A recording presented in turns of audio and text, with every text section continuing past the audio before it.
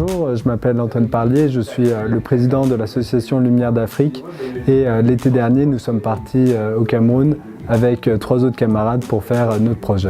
Alors l'association Lumière d'Afrique a pour objectif d'apporter de l'énergie à des populations qui en ont besoin et spécifiquement au Cameroun.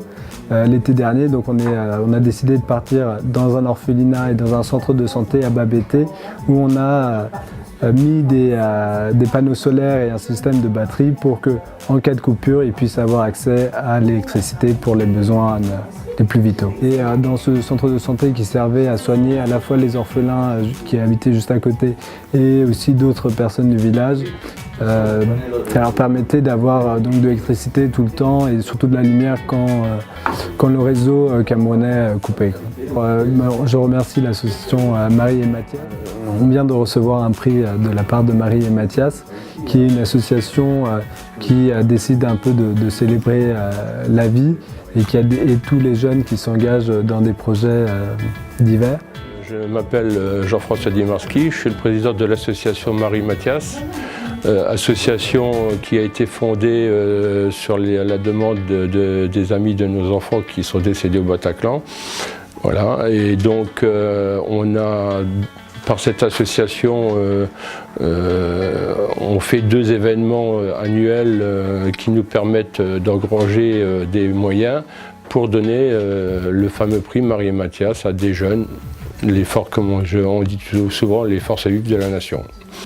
Lumière d'Afrique, ce qui nous a plu, c'était ce qui nous a emballé parce qu'on avait plusieurs groupes possibles.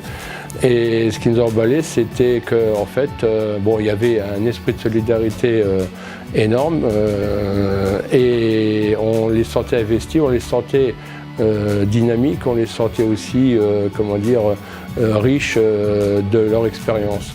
Voilà, et ils nous ont touchés, c'est vrai que, voilà, donc Antoine, pour ne pas le citer, nous a mis la larme à l'œil, donc on s'est dit, voilà, ça c'est des jeunes qui ont du cran, qui ont de la volonté et puis qui ont du cœur, du courage et puis la description des Africains sur place, donc voilà, c'était vraiment sans condescendance, c'était vraiment un constat de l'Afrique actuelle. Marie, donc, elle avait fait des études de commerce à Reims, 2 années à Reims, 1 année et demie aux Pays-Bas, à Bredin, et 1 année et demie à Londres. Donc elle avait fait des études de commerce dans la mode. Et lorsqu'est arrivée donc cette tragédie, elle avait donc eu un CDI. D'abord, elle a fait une alternance chez un groupe américain de cosmétiques, Coty, et donc elle a eu un CDI parce que justement, voilà, elle était très travailleuse et la DRH, quand on l'a vue par la suite, nous avait dit que voilà, on l'avait testé, on sentait un potentiel, on l'avait testé, puis du coup, voilà, elle gérait très bien la surcharge de travail, donc du coup, au bout d'1 mois et demi, elle a eu un CDI alors qu'elle était juste là pour une alternance. Mathias, lui, il avait fait des études d'ingénierie dans le BTP. Il a suivi Marie à Paris et du coup,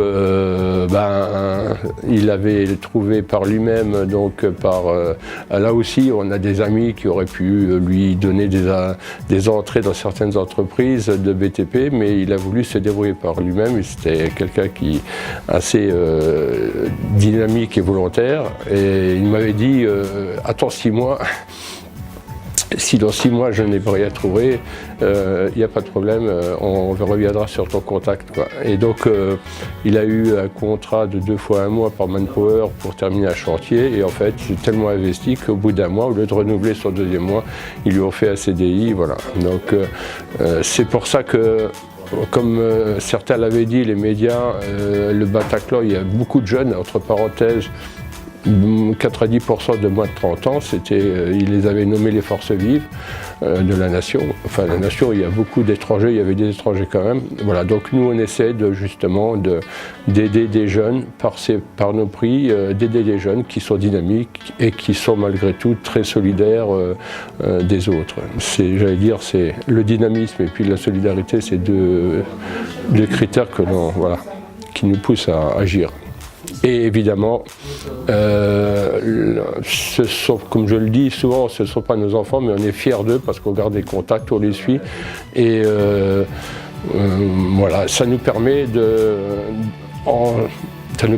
nous parents, donc d'avancer. J'ai géré avec mon lycée, donc l'enseigne au lycée Schumann et puis à l'IUT de mesure physique, mais par le lycée Robert Schumann, j'ai géré pendant quelques années donc les cordées de la réussite. Donc on venait avec nos élèves pour un partenariat avec les premières années Supélec et puis nos élèves de première, quoi, pour des aides aux devoirs et puis aussi les intéresser aux sciences, parce que je suis professeur de physique-chimie et j'adore les sciences, voilà. Donc j'essaie de donner ma passion pour ces sciences, de communiquer ma passion. Et c'est les valeurs portées par cette association, c'est des valeurs de solidarité avant tout et d'aide pour les jeunes en devenir qui ont de la volonté et qui sont méritants.